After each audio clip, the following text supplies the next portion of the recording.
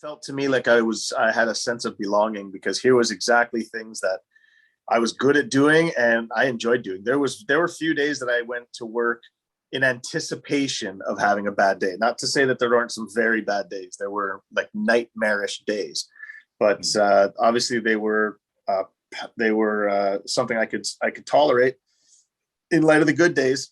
And it just seemed for me like a really perfect fit. I'll say it on day one, despite the fact that I didn't love the conditions that the animals were living, but who was I to speak to them of them? This was a celebrated industry. This is a place that was wildly successful. I'm assuming the professionals know what the hell they're doing. I'm just there to scrub buckets at least, right? I'm day one. What do I know what I'm doing? But I do recall in that moment, as I'm feeding Candu, a 12,000 to 15,000 pound bull orca, and I'm putting fish into his mouth. And I remember just being like, and one of the senior trainers says, "Do you want to touch him?" And I still to this day cannot tell you what it felt like to just look over at the trainer who's like, "Go ahead and touch him." I mean, just to be told that I could be within a certain proximity of this animal, never mind feed him, and then to be told to touch him. That feeling of touching a whale for the very first time is one very few people in the world will ever do. Number two, in the context, it's strange now, but in retrospect, this was powerful, man. This was really powerful. This is where I was like, I'm not going anywhere. This is it now. This is it. Yeah. And then I guess you could say it was a dream job. I wouldn't have known it, but I fell ass backwards into what I felt like a job that I had the most belonging in, and I felt most comfortable as myself, oddly, in. I was really able to. It's a strange place to work. Marineland is exceptionally strange, but the industry itself is a strange place to work. You've got really young, dynamic people, and it's fun. And and again, I don't want to stress the fun part, but when you're young, it's a great place. I mean, shit, you're half a rock star. You go to the bars later, everyone's got the drinks for you covered. You're bringing your friends sometimes after hours for shits and giggles to go hang out with dolphins and whales. It's a mom and pop joint. It's not some big corporation. So, I mean, you became family with the family. It was just said and done. It was just, it quite literally was that. It's a mom and pop joint just that got wildly successful and, purported to be major employers of the area and to be major this, major that. But at the end of the day, it really was quite a small operation. So when you got into it, it did feel like sort of family. And so then you were training walruses and Smooshi comes into the story. For anyone that won't know, what happened with Smooshi and her imprinting on you? So she came to us at approximately 2 years of age, which in my experience, was quite old for us to receive captive walruses. So normally the babies, they bring them to you very young. And so 2 walruses were delivered to us. Now, when we assess their health, we have to put a needle in their spine and draw some blood to try to get an assessment, send it to a laboratory. Well, we were doing that on one of the 2, so not Smooshi, in fact, the other one. And while we were wrestling her down, so bear in mind, she's about, a little over 200 pounds at that point. But it still takes 4 or 5 guys, humans, of great proportions to try to hold these animals down, because despite the fact that they may only weigh 200 pounds, it's 200 pounds of muscle you've not known. So it does take quite a crew to hold them down. While we were doing this and trying to hold down the one walrus while we were trying to draw blood from her, Smooshi was becoming quite agitated, and her 200 pounds was becoming quite disruptive, trying to climb us and the scene and whatnot. So I elected to abandon myself as a weight on the one walrus and try to coerce her to get away from the scene. But in doing so, and anomalously, as explained by science and anyone who's observed this, in that moment when I put my hands in front of her face to try to calm her, I imprinted on her. She opened her nostrils and it's as if she absorbed my information. So everything about me, she sort of downloaded onto her brain. Sound of my voice, what I look like, what I smell like, which is all survival keys that calves and moms have. It's an evolutionary tool so that animals can recognize each other in herds of thousands and tens of thousands, even. Right? You've got a mother and calf that need to be bonded and to stay and protect and to be protected. So, this imprint is something that happens. What's odd is that it happened at 2 years of age, and that it happened on a human to a walrus. Mm-hmm. Was getting that bill passed your biggest achievement thus far, do you think? No. I mean, on paper, you might say, Mm-hmm. oh, that's the one that yielded the, it's in the history books, if you will. So that's the one where, okay, in the Canadian legislation, it will be known that in our history, I will have had hand in helping create and pass something. That's cool. For me, the most noted success is Marineland's demise.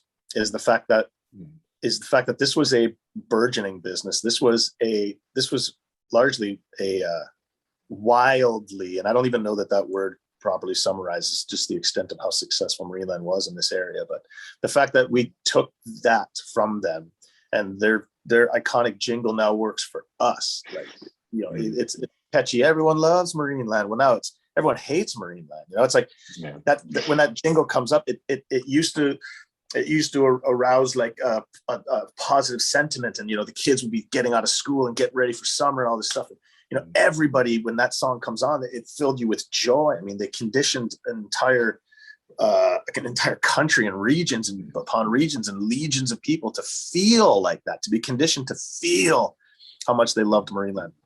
That's gone. And so the fact that we killed the spirit of Marineland, that's the biggest achievement. That was the beast. The rest are all stepping stones towards what was the ultimate goal, which is to eradicate it. I want it gone. Yeah. You'll know when I'm celebrating. I've yet to. You'll know when I do. I've used to smile. I used to party. I used to be quite happy. Right now, lines on my face and the skinny Phil. You'll see a different version of Phil one day, jumping off some stage at some music festival. You'll be like, oh, fucker's happy again. Here we go. So you'll know when I'm celebrating. What do you want your legacy to be? Have you ever thought about that? What people will remember you for? Yes. It changes every day, it seems. I want to be the guy who proved everyone wrong. Most notably, the people who think I did this for myself. The people that call me selfish, that say that I'm doing this for attention, you know what? I'm doing what I'm doing in the way that I'm doing, my way, because it's effective. And every time I have that microphone, I may say me, and I, but that's because I need that microphone. The microphone elsewhere is less effective. I always bring attention to those animals. I always have. It's been my focus since day one. It's what fuels me. I would not have gone the length of this journey if not for the fact that this was very genuine. And so for me, the legacy will be such that even the people that hated me, because maybe perhaps, I don't know why. I don't want to rationalize why, but I want even the supporters to be like, he ducked out. He did what he came out to do. And then we never heard from him again.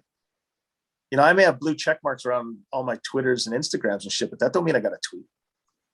That don't mean I got to share my life. It takes a toll to share your life. I have people that drive in front of my house because they see that it's in the documentary. I have people pull over to the side of the road that I've not spoken to in 10 years, and they show up and they want to sit down with me for hours of my time suddenly. Great, but also not. Yeah. I'm 44. I don't have children. It was never in the plans, but those plans got stripped away from me fairly quickly too. I've got a lot of resolve and resolution on my personal life and focus to sort of redream, but that doesn't have to be shared with the rest of the world. The first half of this journey did. So I do want at the end, it's not that I want my legacy to be known as someone who ducked out. I want it to be known that I was genuine, that I was real. I wasn't some disgruntled ex-employee with an axe to grind. I gave a shit about those animals, and I hope that at the end that's no longer in dispute. Do you have any sympathy for people who go to these parks now, even with all this information out there? Honestly, this is going to sound maybe a little bit, but the sympathy I have for them is that they're being left behind in a world that's moving forward. And I'm not just meaning that in this particular subject. I mean, anyone that can rationalize going to Marineland is definitely lagging behind in a far other ethical issues. And, so I empathize with them that they are of the sort that I don't imagine are that the future is not going to be kind to just some people that allow for and endorse and are blind to certain things. It's just not. It's just not. You know, the shame of it all is they just don't know it themselves. You know, you almost want to say to them, hey, give your head a shake. If you think this is okay, what else do you think is okay going on in the world? Like, come on. This is what is so strange. And I don't know if it's unique to me or not, but I haven't yet felt an iota of pride. I haven't yet felt an iota of a fiber of celebratory sentiment. Anytime I allow myself, even for a moment, to relax amidst all this, I get flooded with anxiety and emotion like you wouldn't believe, because I start to allow myself to believe maybe it's almost over. You know, maybe it's because I'm still amidst a nightmare and a mission. I'm very steadfastly focused on what it is that I want, and I want that walrus and her baby moved. They're dying on display right now, and it's awful. Smooshi is the last surviving walrus, if not for the baby that they forced her to have. I mean, it really is just a very disgusting and very, very, very, very dark story, to the tune of far darker than anyone even knows, despite the documentary and everything else. What becomes after, I don't know, but I'm not satisfied. Nor have I any inclination to quit. None. That's up to them. That's in their court. I made promises. When I make a promise, I keep it. I made a promise to those animals. This doesn't end. This doesn't end until they're fucked. Well, they're fucked, but I made a promise to Smooshi that I'm coming to get her. So I've got two simultaneous promises going. So I got to get her out of there.